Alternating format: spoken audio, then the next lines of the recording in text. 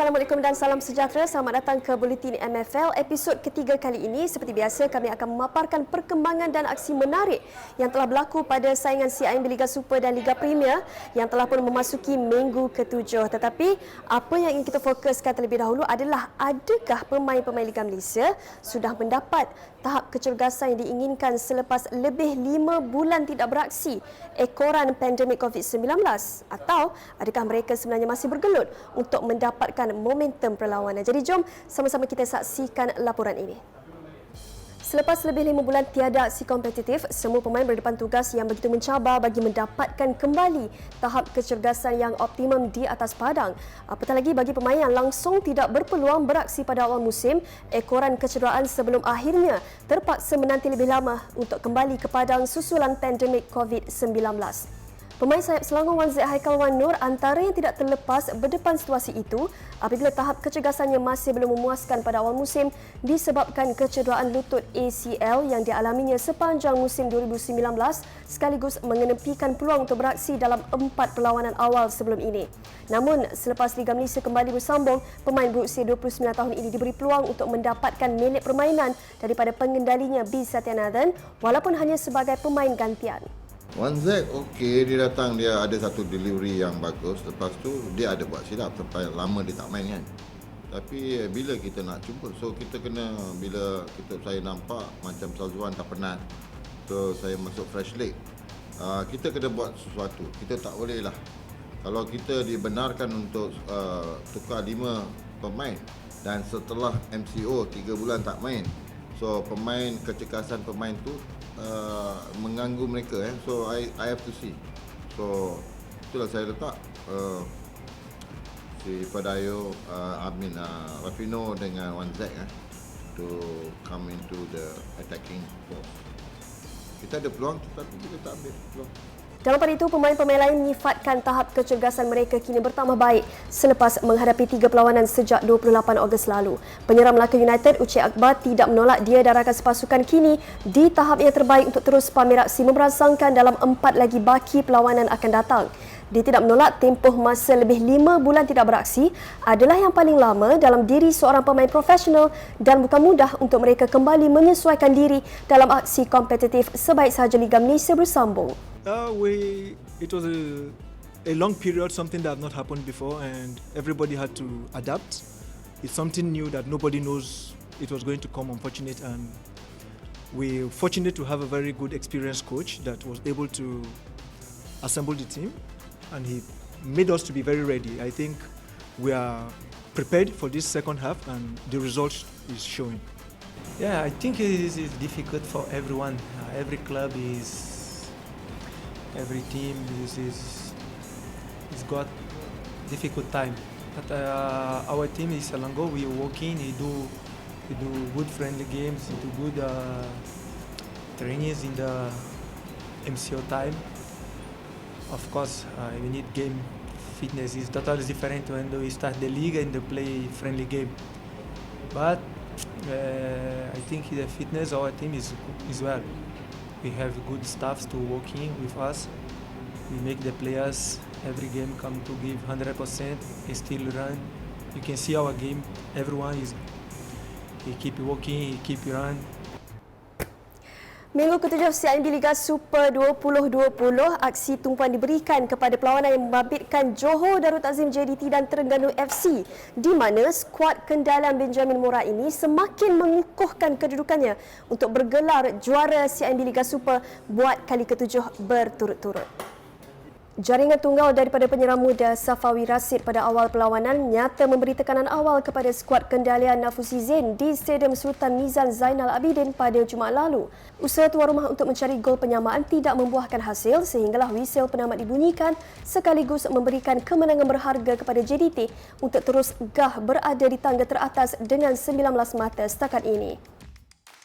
Kamu boleh lihatlah statistik, dari segi possession, dari segi chances semua. Kita rasa selepas tak jadi tim menjadikan gol, itu aja totally kita control game. Dari segi possession semua. Memang untuk create chances itu susah, bukan senang bertemu JDT. Tetapi kita ada juga beberapa peluang, tapi player dah cuba, dah bagi terbaik. apa yang player tunjuk memang saya happy. Bermain mengikut apa yang kita rancang dengan cara kita, filosofi kita. So kita kecewa kalah, tapi dengan kalah yang macam ni kita rasa patut berbangga. At this moment of the tournament, I think JDT has shown good performances. I think JDT has shown that can play in many various ways, depending the situation.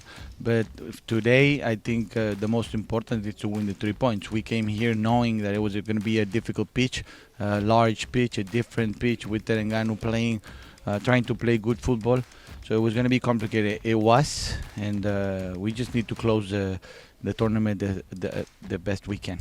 Dalam perkembangan lain, Kedah terus konsisten apabila raih kemenangan ketiga berturut-turut berdepan Felda United pada Sabtu lalu sekaligus meraih tangga kedua CIMB Liga Super. Kedah hanya bangkit pada babak kedua perlawanan menerusi tonggak utama Cece Kipre yang meledak gol pertama sebelum Hadin Azman pula menghadiahkan gol kemenangan untuk Kedah meraih 3 mata penuh di Stadium Tun Abdul Razak Jengka. Pulau Pinang dan Kuala Lumpur juga tidak kurang hebatnya untuk terus selesa di tangga teratas dan kedua Liga Premier bagi melayakkan diri ke saingan Liga Super pada musim hadapan. Namun kedudukan Pulau Pinang masih dicabar hebat oleh skuad Kuala Lumpur yang juga mengumpul jumlah mata sama untuk berada di tangga kedua apabila dipisahkan dengan perbezaan jaringan. Anak buah Nizam Azhar Yusof menang besar 4-1 ke atas Terengganu 2 dan yang menariknya perlawanan sukar menanti mereka apabila akan menentang Pulau Pinang Sabtu depan.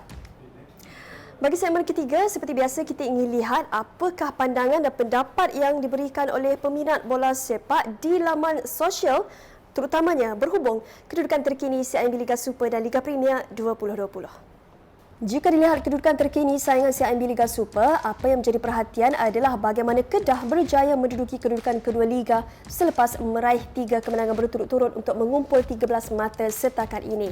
Namun komen peminat nampaknya masih mengharapkan pasukan seperti TFC untuk kembali mendaki. Jadi kalau kita lihat komen-komen di sini daripada Toksu, rasanya pasukan JDT dan TFC mampu menggalas serta pikul tanggungjawab selaku wakil negara dalam kancah Liga AFC tahun depan kerana dilihat corak permainan disajikan pasti memberi tentangan permainan dengan pihak lawan.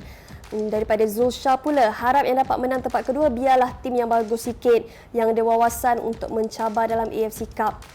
Come on, ada 4 game sahaja lagi. Dan daripada Syarul Aizah pula, baki 4 perlawanan, TFC laluan paling mudah antara semua pencabar tempat kedua. Harap tak tercicir mata. Itu dia antara komen-komen yang kita dapat lihat.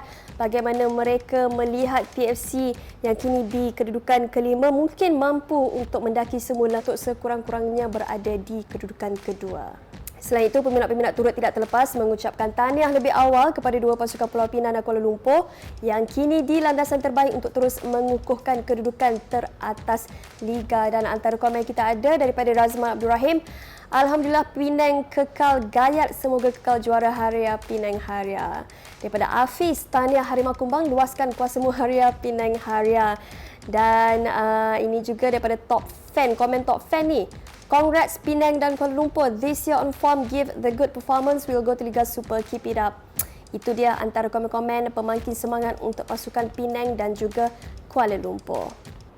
Jadi kepada semua peminat, sesama nantikan perlawanan seterusnya bagi saingan CIMB Liga Super dan Liga Premier di mana pada minggu ini sudah pasti tumpuan kita akan berikan kepada perlawanan membabitkan pasukan JDT dan Selangor yang akan berlangsung di Stadium Sultan Ibrahim. Manakala bagi saingan Liga Premier pula, adakah akan ada kejutan daripada perlawanan di antara Kuala Lumpur dan juga Pulau Pinang? Sama-sama kita nantikan. Baiklah, sampai di sini saja Buletin MFL. Teruskan menyokong pasukan kesayangan anda. Tidak dapat ke stadium, tidak mengapa. Anda boleh menyaksikan perlawanan secara langsung di platform Unify TV dan MyKujo. Dengan itu, Assalamualaikum dan jumpa lagi.